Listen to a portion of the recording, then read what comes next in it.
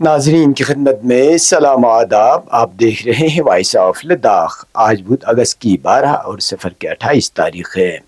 آج کی تازہ ترین خبروں کے ساتھ میں ہوں آپ کا میزبان سید ہاشم رضوی.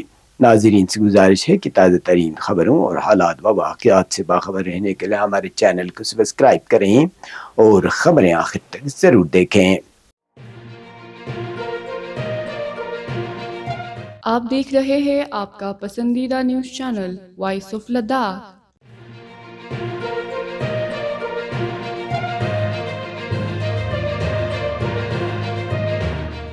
لداخ کے رکن پارلیمان حاجی محمد حنیف جان نے مرکزی وزیر داخلہ امت شاہ سے ملاقات کر کے لداخ کے دیرینہ مطالبات، آئینی تحفظات، انتظامی تنظیم نو اور مختلف ترقیاتی و عوامی مسائل پر تفصیلی تبادلہ خیال کیا.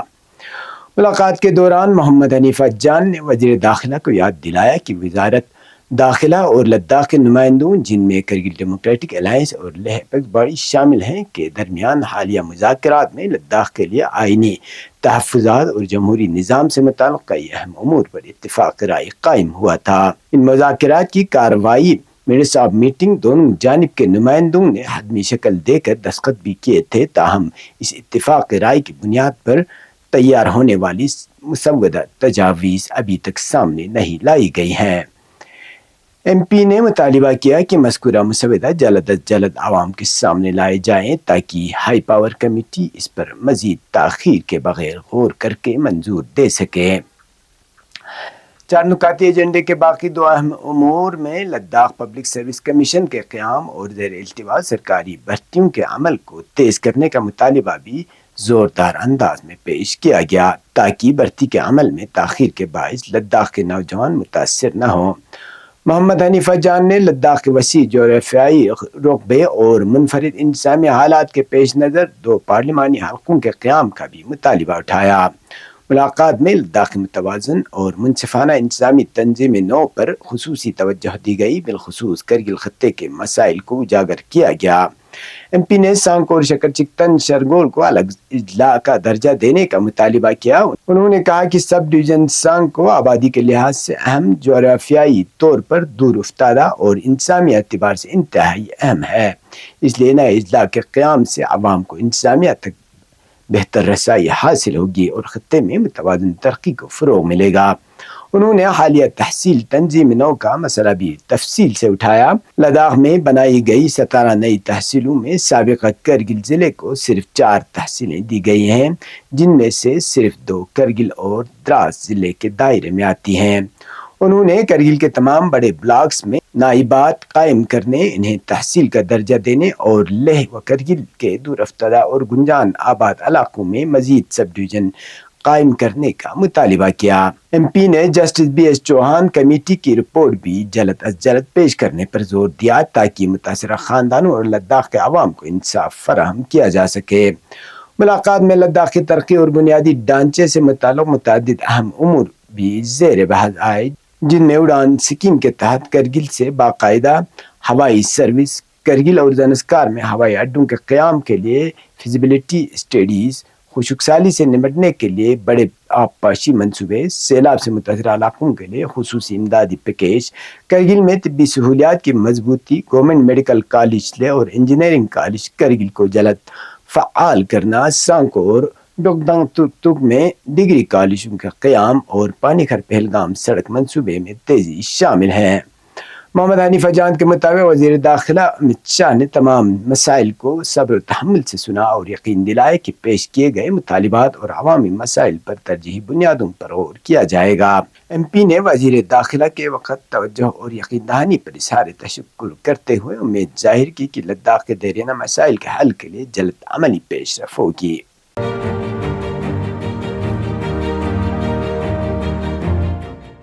یوٹی لداخ انتظامیہ نے ایکسائز پالیسی کے تحت یونین ٹیریٹری میں 20 نئے مقامات پر شراب کی دکانیں قائم کرنے کے اعلان سے دستبردار ہوتے ہوئے متعلقہ نیلامی نوٹس منسوخ کر دیا ہے.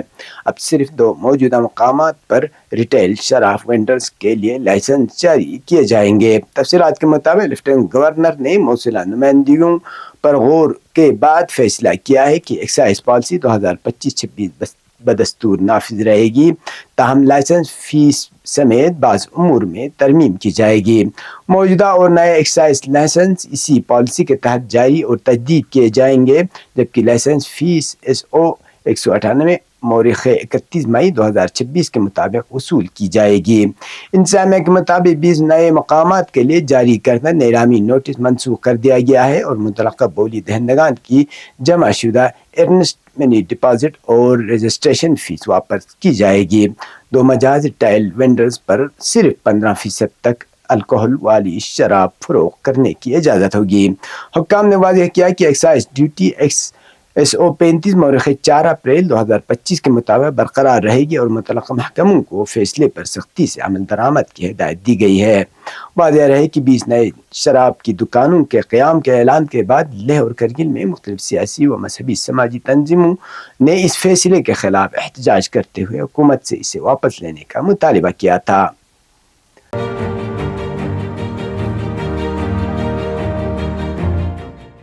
رحلت پیغمبر آخر زمان حضرت محمد مصطفیٰ صلی اللہ علیہ وآلہ وسلم اور نواسۂ رسول حضرت امام حسن مجتبیٰ و حضرت امام علی رضا علیہ السلام کی شہادت کی مناسبت سے دنیا کے دیگر حصوں کی طرح مرکز لداخ کرگل میں بھی مختلف مقامات پر مجالس عزا اور جلوس عزا کا اہتمام کیا گیا۔ ضلع ہیڈ کوارٹر کرگل میں امام خمینی میموریل ٹرسٹ کے زیر اہتمام نماز ظہرین کے بعد جامع مسجد کرگل سے مرکزی جلوس عزا برآمد ہوا۔ اس سے قبل جامع مسجد میں مجلس عزا منعقد ہوئی، جس میں علماء کرام نے رسول اکرم کی پاکیزہ سیرت اور حیات اور حضرت امام حسن مجتبیٰ علیہ السلام کی مظلومانہ شہادت کے مختلف پہلوؤں پر روشنی ڈالی۔ مجلس کے اختتام پر برآمد ہونے والے جلوس میں علماء کرام سمیت بڑی تعداد میں مومنین اور عزاداروں نے شرکت کی۔ عزادار نوخوانی و سینہ زنی کرتے ہوئے مرکزی بازار سے گزرے۔ لال چوک اور خمینی چوک پہنچنے پر عالمی استکبار، امریکہ و اسرائیل کے خلاف فلک شگاف نعرے لگائے گئے، جبکہ مظلوم جہاں کی حمایت میں بھی نعرے بلند کیے گئے۔ جلوس خمینی چوک سے ہوتا ہوا حسینی پارک پہنچ کر اختتام پذیر ہوا۔ دینی ازنا جمعیت العلماء ازنا شریعہ کرگل کے احاطے میں صبح 11 بجے مجلس عزا منعقد ہوئی، جس میں بڑی تعداد میں عزاداروں نے شرکت کی۔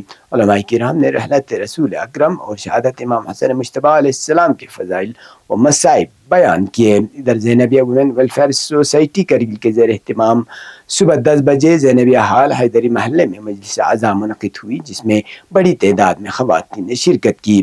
مجلس کے دوران علماء کرام نے رحلت رسول خدا حضرت محمد مصطفیٰ صلی اللہ علیہ وآلہ وسلم اور شہادت حضرت امام حسن مجتبیٰ و حضرت امام علی رضا علیہ السلام کے واقعات و مصائب بیان کرتے ہوئے سیرت ائمہ پر روشنی ڈالی۔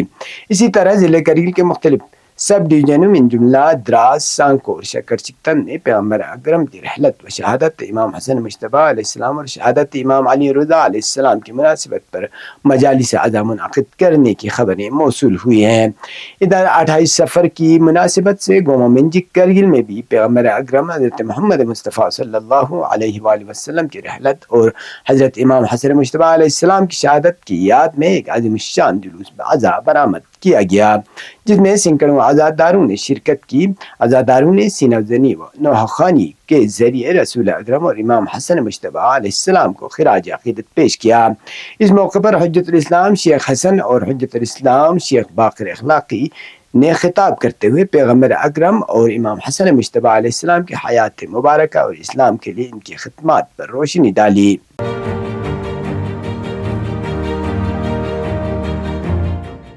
گورنمنٹ ڈگری کالج دراس کے طلباء، اساتذہ اور عملے نے یوم آزادی کی تقریبات کے سلسلے میں ضلع انتظامیہ دراس کی جانب سے منعقدہ ترنگا ریلی میں پرجوش انداز میں شرکت کی۔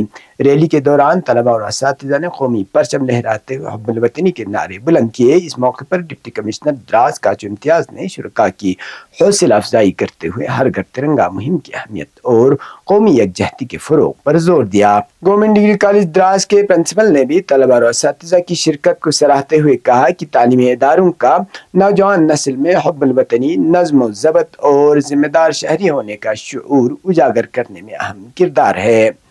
پیش قومی اور بین الاقوامی خبریں۔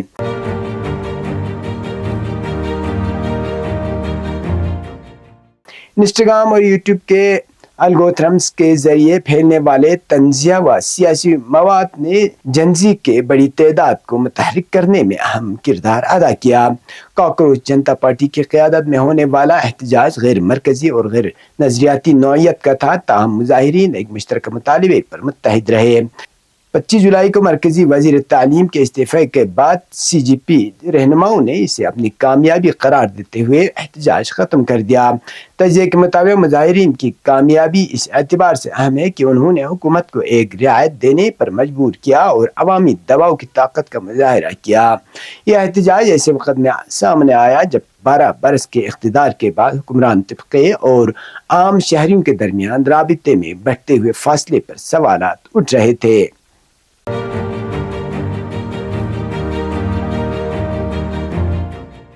اسلامی جمہوریہ ایران کے اعلیٰ قومی سلامتی کونسل کے سیکرٹری ڈاکٹر محسن رضائی نے کہا کہ جب تک امریکہ اپنی پالیسیوں میں تبدیلی نہیں لاتا اور ایران کی شرائط کو تسلیم نہیں کرتا، آبنائے ہرمز دوبارہ کھولنے جانے کا سوال ہی پیدا نہیں ہوتا۔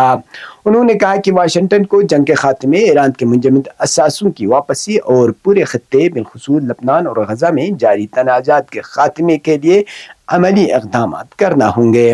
ڈاکٹر محسن رضائی نے واضح کیا کہ ایران کی دیگر شرائط بھی ثالثوں کے ذریعے امریکی حکام تک پہنچا دی گئی ہیں۔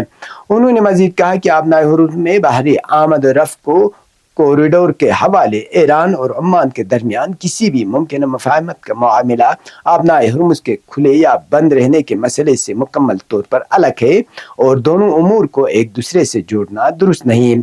اس موقع پر تہران میں تعینات چین کے سفیر زونگ پی وو نے میجر جنرل محسن رضائی کو اعلیٰ قومی سلامتی کونسل کے سیکرٹری کا منصب سنبھالنے پر مبارکباد پیش کی۔ انہوں نے ایران اور چین کو اسٹریٹجک شراکت دار قرار دیتے ہوئے کہا کہ بیجنگ ایران کی خود مختاری، عرضی سالمیت اور قومی اقتدار اعلیٰ کی بھرپور حمایت کرتا ہے۔ چینی سفیر نے ایران پر امریکہ اور اسرائیل کے حملوں کی مذمت کرتے ہوئے کہا کہ چین کے صدر نے مغربی ایشیا میں پائیدار امن کے قیام کے لیے 4 نکاتی منصوبہ پیش کیا تھا، جس کا مقصد خطے میں کشیدگی کا خاتمہ اور استحکام کو فروغ دینا ہے۔ زونگ پی وو نے مزید کہا کہ چین کو یقین ہے کہ ایران اپنی قوت، دانشمندی اور تدبر کے بل بوتے پر موجودہ چیلنجز کا مؤثر انداز میں مقابلہ کرنے اور صورتحال کو کامیابی سے سنبھالنے کی مکمل صلاحیت رکھتا ہے۔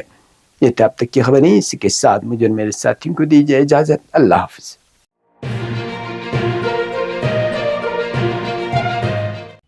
مقامی، قومی اور بین الاقوامی خبروں سے باخبر رہنے کے لیے چینل کو لائک، شیئر اور سبسکرائب کریں، ساتھ ہی بیل آئیکن دبانا نہ بھولیں۔